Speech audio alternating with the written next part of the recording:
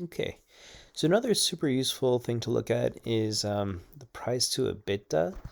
Um, so EBITDA, it's got a long acronym. It's earnings before interest, taxes, depreciation, and amortization. Basically, it's like looking at the true amount of profits that it's generating and not looking at things like all these one-off costs for building a factory, which you'll be able to use for a long time, or different deductions and stuff. So, anyways, it's like the real operating profit, whereas free cash flow like subtracts all those one-time expenses.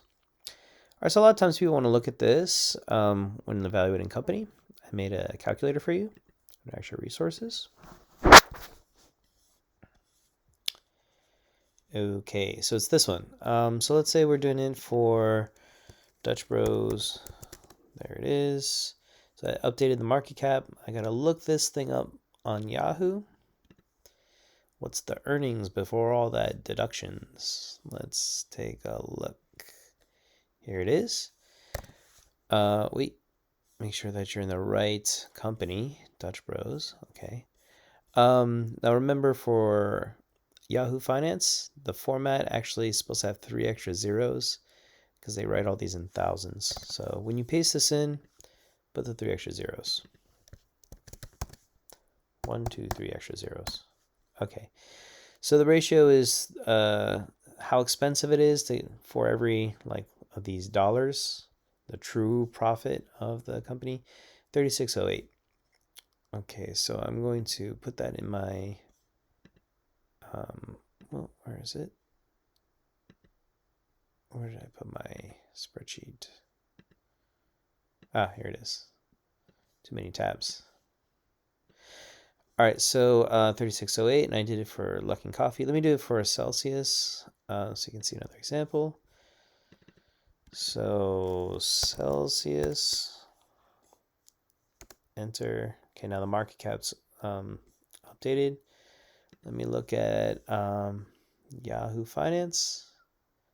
I'm going to change this one up top to the Celsius symbol.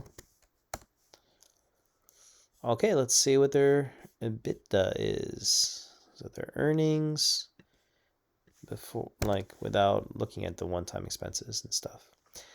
All right, so the true earnings. Remember, add 3 extra zeros. 1, 2, 3.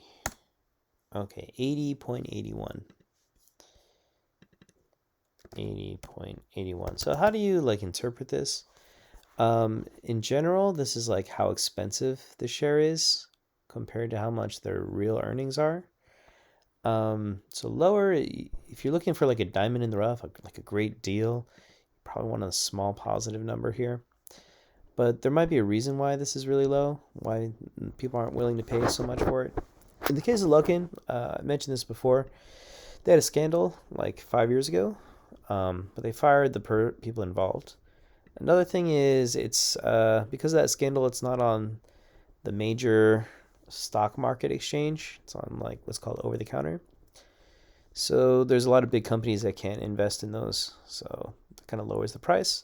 The other thing is that it's a company in China, and because of the geopolitical tensions, all the politics, and uncertainty about some of, the way that they handle their stock market there, uh, there's like a big discount. But even so, this is like a very low number, so it could be potentially a good value.